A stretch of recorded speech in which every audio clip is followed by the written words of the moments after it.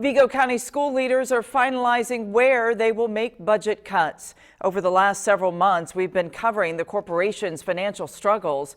Superintendent Rob Hayworth proposed a plan to cut spending and add new revenue. The plan includes school closures, administration salary cuts, and a virtual school expansion. The cuts were set to be voted on at the school board meeting tonight.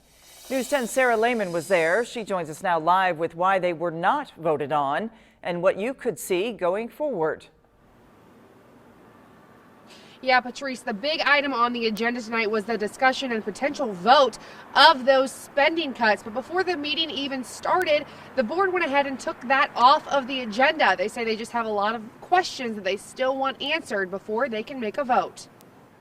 My job is to provide as much information to the board as I possibly can. Vigo County School Superintendent Dr. Rob Hayworth spent a lot of 2019 explaining, answering questions, and coming up with solutions about the corporation's financial situation. Monday night, the school board was set to vote on those spending cuts. The board just wasn't quite ready to vote on it. We just had a few more questions, and so we decided that it was best to make an informed decision. They would be making very big decisions when it comes to this vote.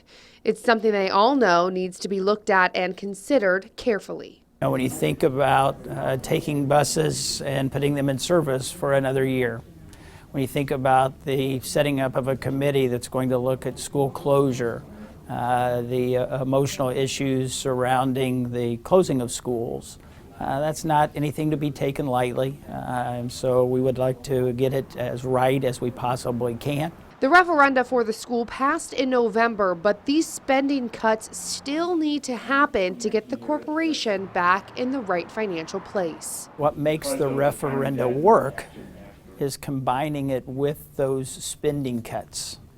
And so, you know, the two must work together.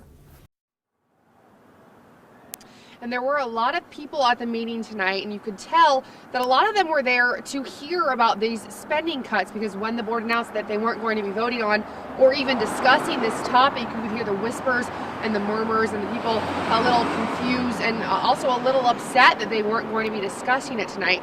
Now, Hayworth and Irwin both tell me that they expect this topic to be on next month's agenda. For now, reporting live in Terre Haute, I'm Sarah Lehman, News 10. Back to you.